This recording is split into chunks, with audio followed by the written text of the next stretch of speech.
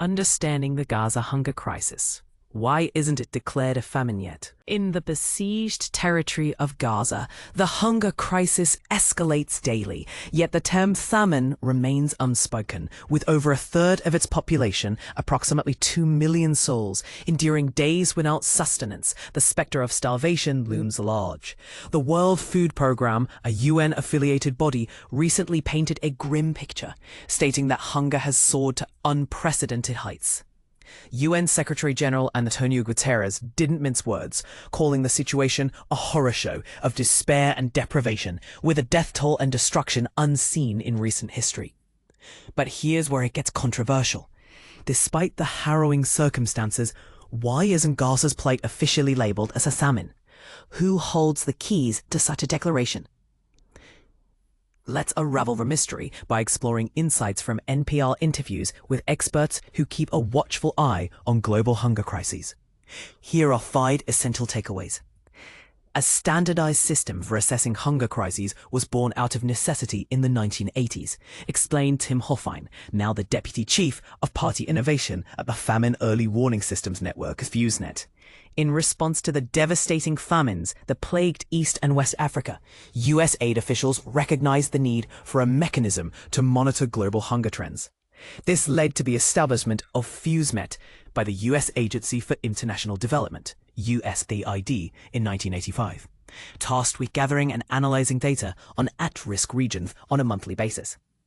However, the absence of a universal benchmark to gauge the severity of hunger crises posed a challenge for coordinating efforts among various donors and aid organizations. Steve Taravella, a former spokesperson for the World Food Programme, emphasized the importance of a reliable and authoritative method for understanding hunger levels.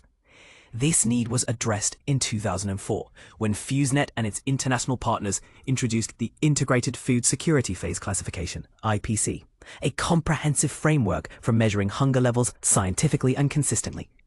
The IPC, coordinated by the UN Food and Agriculture Organization in Rome, involves expert panels that analyze each crisis individually. To officially qualify as a famine, a region must meet stringent criteria. At least 20% of households must face a catastrophe, defined as an acute shortage of food, leading to severe malnutrition and mortality.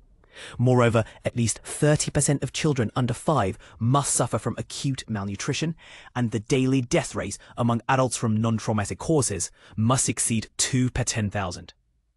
FuseNet currently classifies Gaza in Phase 4, Emergency, with nearly 500,000 Gazans experiencing acute food insecurity.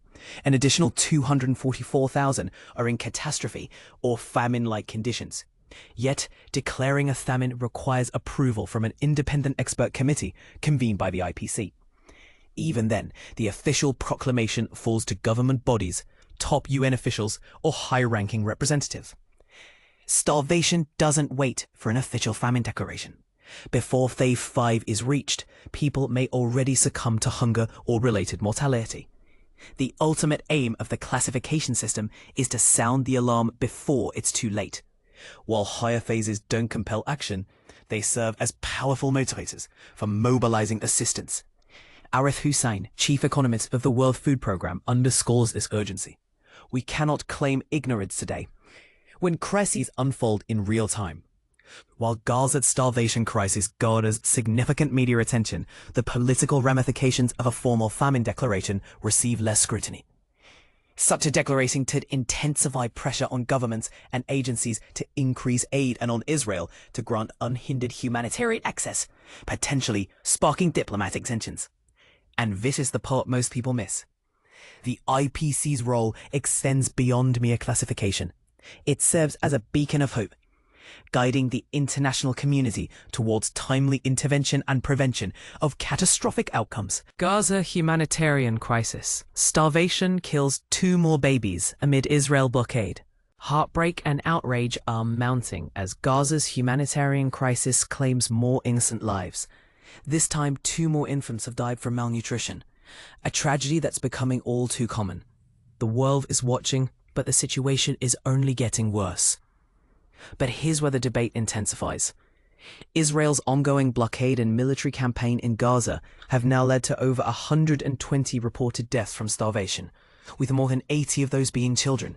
These numbers are not just statistics. They represent real families torn apart by hunger and conflict. The question on everyone's mind: how much longer can this go on? Since dawn on Saturday alone, Israeli strikes have killed at least 25 people in Gaza, including 13 individuals who were simply trying to access desperately needed food aid. Imagine risking your life just to feed your family. This is the grim reality for many Palestinians right now. And this is the part most people miss. According to a former US military contractor working with the Global Humanitarian Foundation, GHF, live ammunition and heavy weaponry have been used against Palestinians who were seeking food assistance.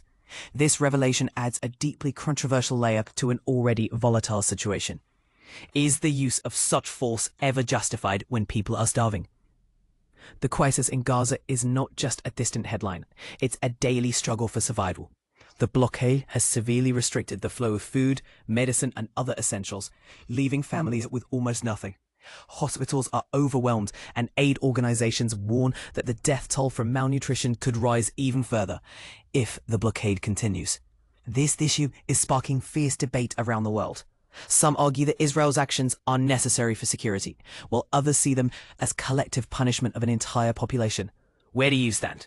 Do you believe the blockade is a justified security measure, or is it an unacceptable humanitarian catastrophe? We want to hear your thoughts. Is the international community doing enough to address this crisis, or is it turning a blind eye? Should more be done to protect civilians and ensure access to food and medical aid in Gaza? Share your perspective in the comments. Let's have an honest conversation about one of the most pressing and controversial issues of our time. Gaza's neonatal wards. Babies battle the odds in a war zone. In the heart of Gaza, where the echoes of conflict resonate, neonatal wards are filled with the tiniest of fighters, newborns struggling against the harsh realities of life in a war-torn region. The situation is dire, and the stakes couldn't be higher. Earlier today, Israel made a significant announcement regarding its negotiations in Doha, stating it would withdraw its negotiators for what they termed additional consultations in Israel. This move was echoed by Witkoff, who also declared that his team would return home for similar discussions. He expressed concern over Hamas's latest response, suggesting it demonstrated a lack of willingness to pursue a ceasefire in Gaza. Witkoff characterized Hamas's actions as disorganized and lacking sincerity. However, Amna, sources I consulted this evening, indicate that this may not signal the end of negotiations. A US official revealed that Hamas's recent demands included the release of 200 high-profile Palestinian prisoners, an increase from the 125 that Israel had initially proposed. Additionally, there were slight adjustments to the proposed locations for Israeli troops during the ceasefire. Mediators from Qatar and Egypt reportedly viewed these changes as minor and believed that the overall momentum was still leaning towards a potential agreement. Interestingly, some Israeli officials suggest that this could be a strategic maneuver by Hamas to realign with Israel's position. Yet Witkoff's statement also contained a stark warning. Israel would consider other means to release hostages, hinting at a possible escalation of military action in Gaza. This comes on the heels of a recent announcement by French President Emmanuel Macron, who stated that France would recognize an independent Palestinian state at an upcoming high-profile UN event, a move that has drawn criticism from Israel. In a grim update, UNICEF reported today that 4 children have succumbed to starvation in just the past 48 hours, labeling these deaths as unconscionable and preventable.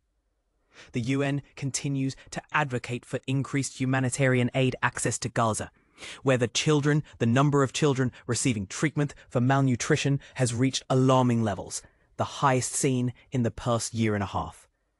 Nearly all of Gaza's 2 million residents are facing hunger, with children and pregnant women being the most affected. Shockingly, 1 in 4 children and breastfeeding mothers are malnourished. We have a poignant story to share, but please be advised that the images may be distressing. Mawaft al-Najjar had only 3 precious months with her son, Yahya, In a heartbreaking scene, the baby is cradled in his mother's arms, wrapped in a shroud as the family prepares to bury him. Not a casualty of bombs, but of malnutrition. The UN and various international aid organizations are sounding the alarm about the looming threat of mass starvation in Gaza. Palestinian health officials report that since the onset of the conflict, at least 115 Gazans, predominantly children, have died from hunger, with a quarter of those fatalities occurring in recent days. The quest for food has become perilous. The UN estimates that nearly 900 Palestinians have lost their lives in the last 2 months while seeking assistance outside humanitarian aid sites. In this environment of desperation, 35-year-old Karam Sob scavenges through refuse in search of food. He collects scraps that his extended family uses to bake bread, all while caring for 8 children who face the unimaginable burden of survival, worrying about where their next meal will come from and how to quench their thirst. Karam's brother Atef shares in this struggle, highlighting the collective plight of families in Gaza as they navigate the harsh realities of life amidst conflict.